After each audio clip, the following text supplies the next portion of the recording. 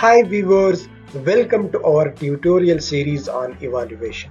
Now in this fifth part of the tutorial series on evaluation, as we promised in the first, second and third and fourth part of the tutorial series, we will discuss practical steps, strategies and best practices for effective evaluation in different sectors. This is the fifth part of the evaluation tutorial series. In the past one, we discussed fundamentals of evaluation, why evaluation is important and what are the various types of evaluation with practical examples of evaluation in different sectors. Similarly, in the second part, we discussed key components of evaluation like evaluation criteria, evaluation question, data collection methods, data analysis and reporting, how to conduct evaluation while applying these components and criteria, and we also provided lots of examples from different sectors.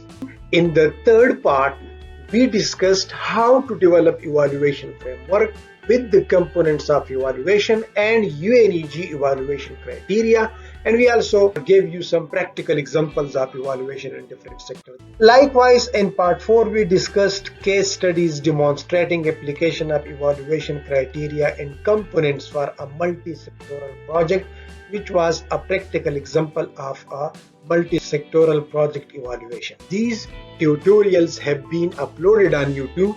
The links are given in the description and here also if you haven't watched them. So in our today's session, we will discuss what are the practical steps, strategies and best practices for effective evaluation in different sectors. Don't forget to subscribe, like, share with your family and friends and hit the notification bell.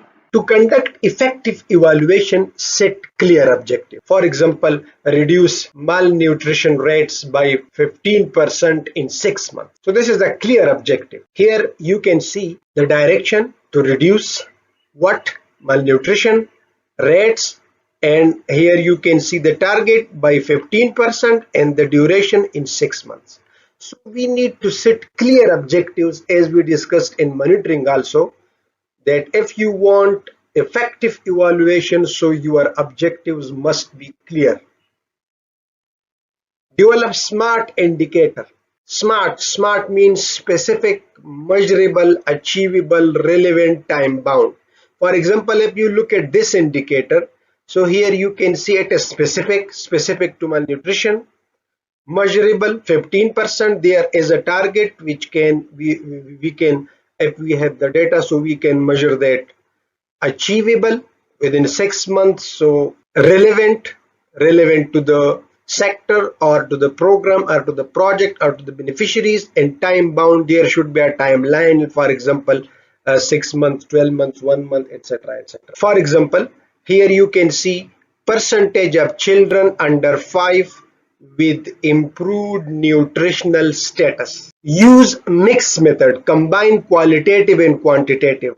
Collect quantitative data also, but qualitative also, and I have already mentioned that in previous session that quantitative is numerical data. For example, surveys for numerical data, so that is quantitative.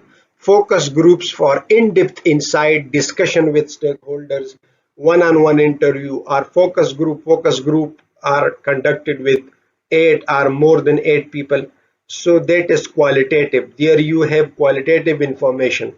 So both these methods we need to apply. Next step is regular review and adaptation. Regularly review your data and adapt accordingly. Continuously improve the process. For example, quarterly review of program performance and adjustment based on findings. Whenever you are collecting data, so just analyze that, identify trends, pattern, conduct quarterly reviews of the performance and adjust based on your findings if there are any issues or any delays, so adjust your timelines and targets accordingly. So these are some practical steps which I will now further explain in the next slide. So effective evaluation requires careful planning and execution. As I mentioned in the previous slide, establish clear objective. Clearly defining what you want to achieve through evaluation, such as improving customer satisfaction or enhancing program effectiveness. what do you want from this evaluation, the one that you are conducting. Then select appropriate method, which data collection method we need to apply in the evaluation. Choosing the right data collection method, such as whether we need surveys, interviews, observations.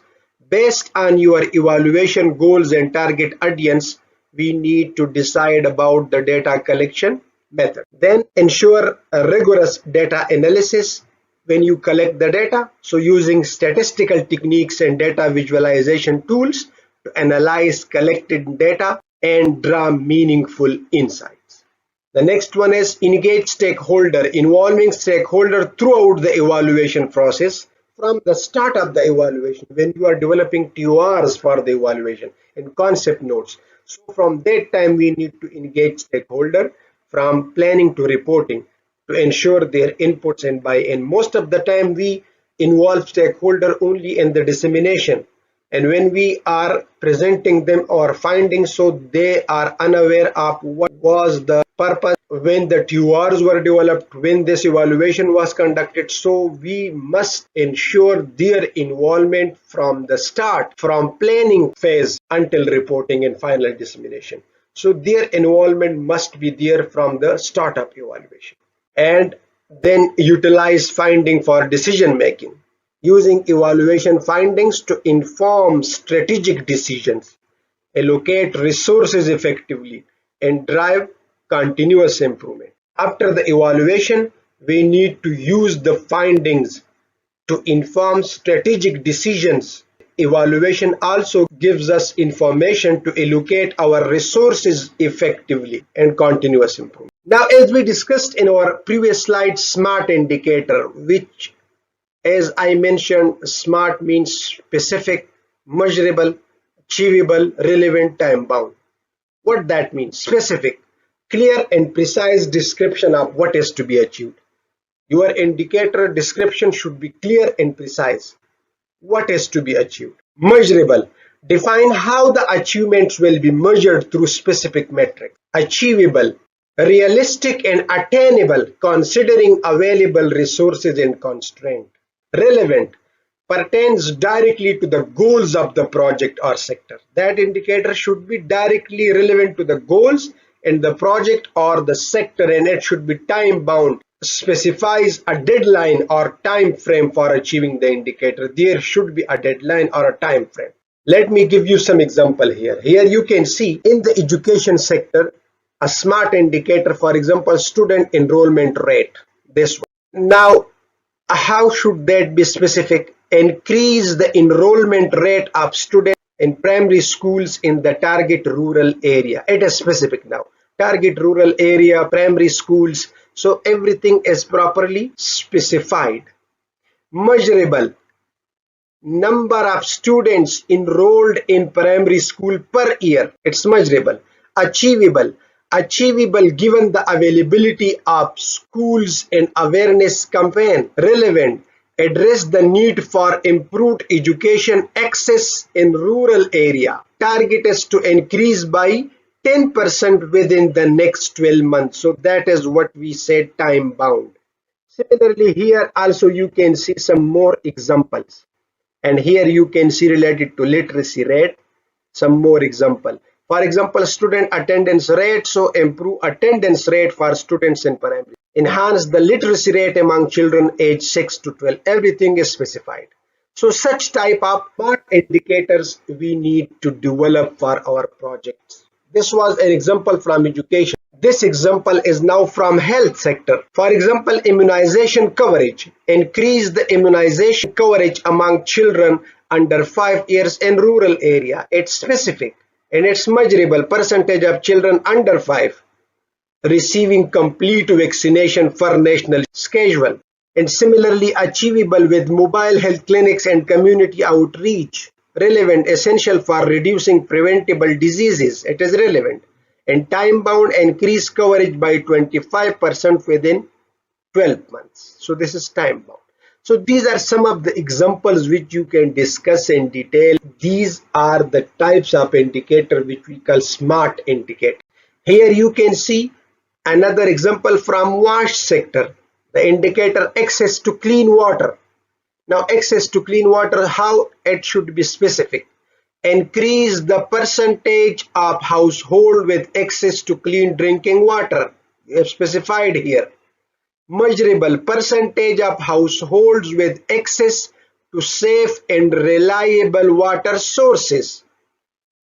Achievable through new water infrastructure and maintenance. It is achievable through that intervention. So we need to develop such type of metrics for our indicators when we are developing them, and we need to assess them against these criteria: specific, measurable, achievable, relevant, and time bound.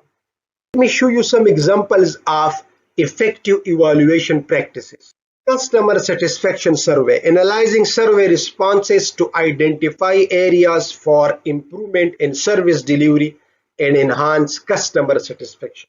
This is an example of effective evaluation.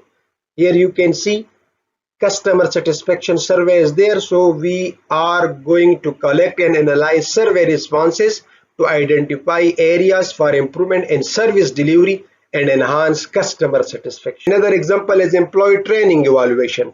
So in that, we need to assess the effectiveness of training programs through pre and post training assessments to ensure skills development and performance improvement. Impact evaluation, measuring the long-term effects of a community development project on improving health outcomes and empowering marginalized communities. Purpose is specific and properly explained, and a clear objective is there. Effective evaluation requires adherence to best practices, proactive implementation of findings, and addressing common challenges encountered in practice. Let's explore these aspects to ensure successful evaluation outcomes. Incorporating participatory approaches. These are some of the best practices which we need to ensure in our evaluation. Engaging stakeholder and using mixed method for comprehensive evaluation. Another best practice implementation tips: integrating evaluation findings into project planning, resource allocation, and decision making. This is one of the best practice.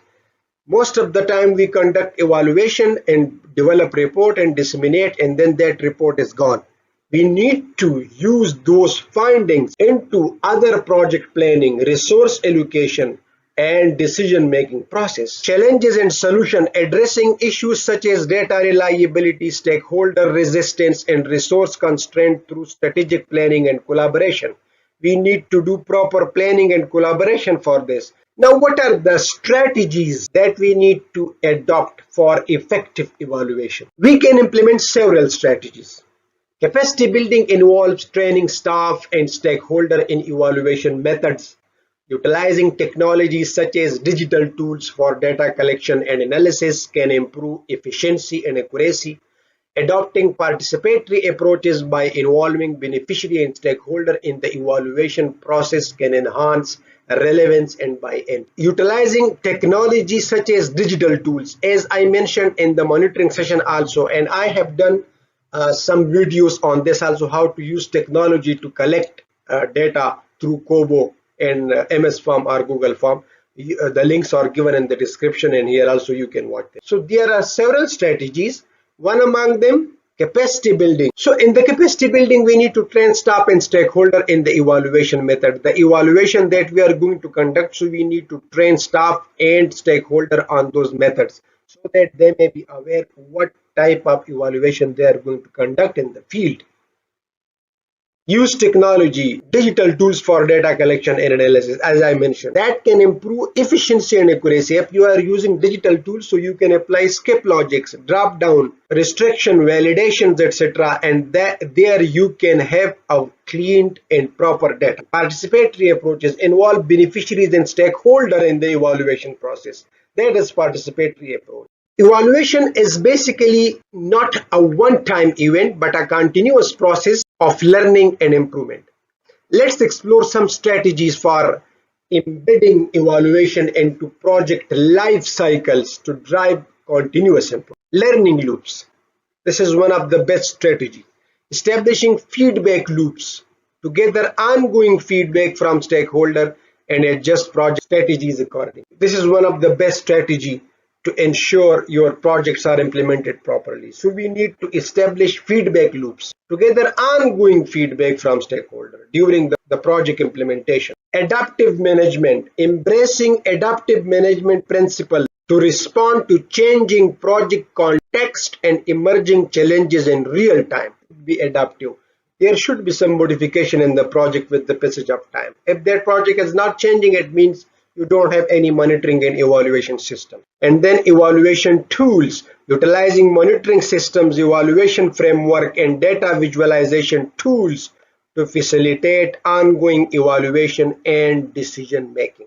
See you in the next video, part 6, in which we will discuss what are the key challenges in evaluation and what could be the possible solutions to those challenges. And then in part 7, we will discuss ethical consideration and evaluation.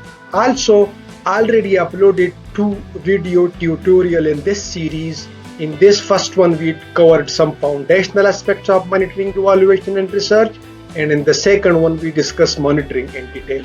If you have not watched these videos, so the links are given in the description. If you visit our channel, so you can find lots of video tutorial and playlists on monitoring, evaluation, and research. What is monitoring, how to do it, designing logical framework, result framework, theory of change. Similarly, we have playlists of Microsoft Excel learning data analysis function. So there are lots of tutorial on data analysis, how to do. There are lots of tutorial on how to do online data collection with Kobo, MS Form, Google Forms, online data collection tools, Kobo. You can improve a lot of your skills through easy ways to collect online data and analyze that. Similarly, ChatGPT and other AI tools, MS Access, if you want to learn Microsoft Access, so there is a detailed tutorial on MS Access and SPSS, and similarly other tutorials that can benefit you a lot. We also provide one-on-one session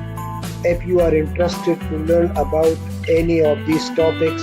Here you can see the WhatsApp number or Skype ID, email address. You can contact us. We provide one-on-one sessions also that we can discuss through WhatsApp or email. Don't forget to subscribe, like, share with your family and friends, and hit the notification bell.